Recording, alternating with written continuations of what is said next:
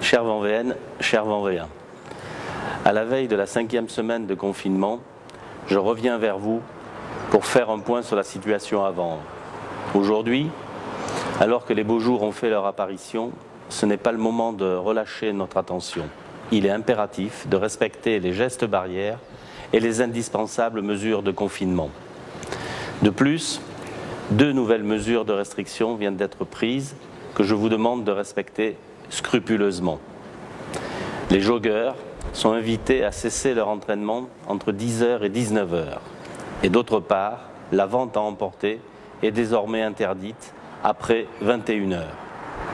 Vanves n'est malheureusement pas épargnée par le Covid-19. Nous déplorons une vingtaine de décès depuis le début du mois. J'adresse aux familles mes plus sincères condoléances. Nos EHPAD sont aussi durement éprouvés. 4 personnes âgées sont décédées dans les maisons de retraite Médicis et Arpavie. La communauté jésuite a perdu 5 de ses membres. Dans l'ensemble de ces établissements, des pensionnaires ont été testés positifs au Covid-19. Grâce au précieux soutien de la région Île-de-France, Vanves a reçu 4500 masques chirurgicaux. Un plan de distribution a été mis en place avec tous les professionnels de santé vendéens dont nous avons recueilli et actualisé les besoins. Dans chaque EHPAD, 500 masques chirurgicaux ont été livrés le mardi 7 avril. Nous avons également pu fournir les premiers tests Covid-19 grâce à notre partenariat avec le laboratoire Serbe Alliance qui a ouvert un centre de dépistage sur le parking 7 du parc des expositions. La ville accueille toujours en crèche les enfants des personnels soignants, pompiers et policiers. Nos agents appliquent des procédures d'hygiène strictes. Nous prenons aussi en charge les enfants le week-end. Tous les professionnels mobilisés sont motivés et font un travail remarquable malgré les risques encourus. Les enfants des personnels recensés par la préfecture sont regroupés à l'école Cabourg. Depuis le lundi 6 avril, date du début des vacances scolaires, nous accueillons environ 16 enfants quotidiennement à l'accueil de loisirs Cabourg.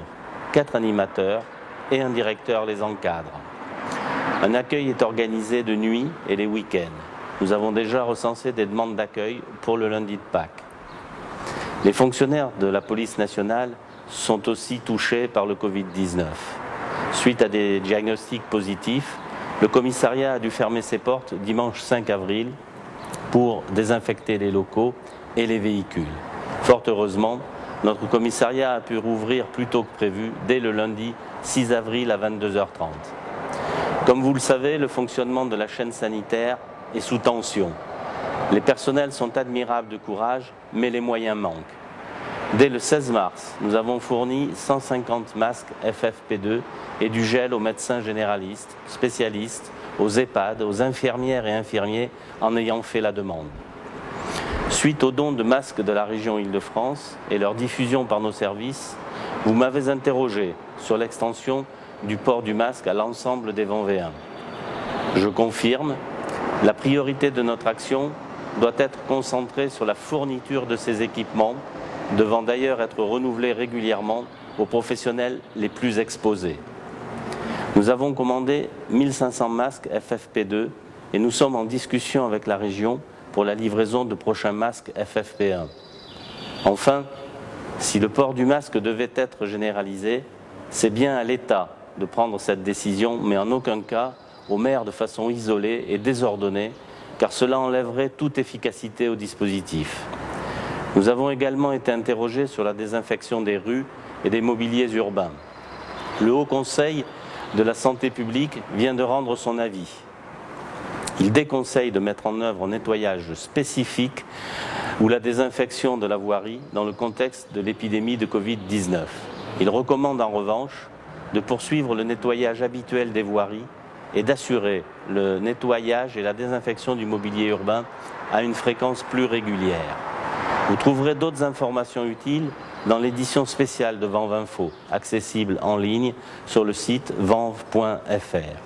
Pour soutenir les restaurants, commerces de bouche et commerçants du marché et connaître leurs services de livraison à domicile ou à emporter, consultez les informations mises à jour quotidiennement sur notre site vanves.fr. Nous avons également envoyé un courrier aux commerçants en leur proposant de s'inscrire sur petitcommerce.fr. Ce site vous propose d'acquérir des bons d'achat chez vos commerçants préférés, valables jusqu'à la fin de l'année. C'est une belle initiative. Ces bons d'achat permettront à nos commerçants de disposer d'une trésorerie pour limiter leur perte de chiffre d'affaires. Dans cette crise, notre centre communal d'action sociale et les bénévoles jouent un rôle primordial. Depuis le début du confinement, 650 personnes vulnérables sont appelées chaque semaine. 73 personnes bénéficient du portage de repas à domicile. 27 nouvelles personnes se sont inscrites depuis le début du confinement. Dans le cadre de notre réseau municipal de solidarité, ce sont désormais 130 bénévoles qui sont mobilisés pour venir en aide aux personnes âgées et ou handicapées, ainsi qu'aux familles en situation de précarité, prises en charge habituellement par les associations caritatives. Ces bénévoles préparent et livrent régulièrement 90 paniers de produits de première nécessité et de médicaments. Ils entretiennent un lien fraternel et indispensable par des contacts téléphoniques réguliers. Des familles suivies dans le cadre de l'aide sociale et d'autres en situation de précarité alimentaire bénéficient toutes les semaines de paniers de produits de première nécessité confectionnés et livrés par les bénévoles du réseau municipal de solidarité. Depuis l'apparition du coronavirus et l'instauration du confinement total le 17 mars, Vanves, comme le reste de la France, vit une épidémie d'une ampleur historique. Nous ne remercierons jamais assez les personnels de santé, des services publics, les livreurs, les pharmaciens, les éboueurs, agents de voirie, les espaces verts, les services logistiques, administratifs, les commerçants qui nous rappellent le caractère essentiel et précieux du tissu local et du lien social. Parce que la lutte contre cette pandémie ne doit pas reposer que sur ces professionnels, il est impératif que chacune et chacun reste chez soi. Je finirai sur une belle idée proposée par la direction de l'école du Parc, mercredi 22 avril à 20h15, après les applaudissements nourris et mérités pour tous les personnels de santé mobilisés. Les enfants et parents se mettront à leurs fenêtres pour chanter « Le pouvoir des fleurs » de Laurent Voulzy. Vous êtes tous invités à vous associer à cette belle idée. Encore une fois, chers Vanvéens, respectez les gestes barrières. Ne cédez pas à la tentation des beaux jours et restez chez vous. Plus nous respecterons ces consignes, plus nous sauverons de vies et plus vite nous sortirons de cette effrayante période. Je vous remercie et je compte sur vous.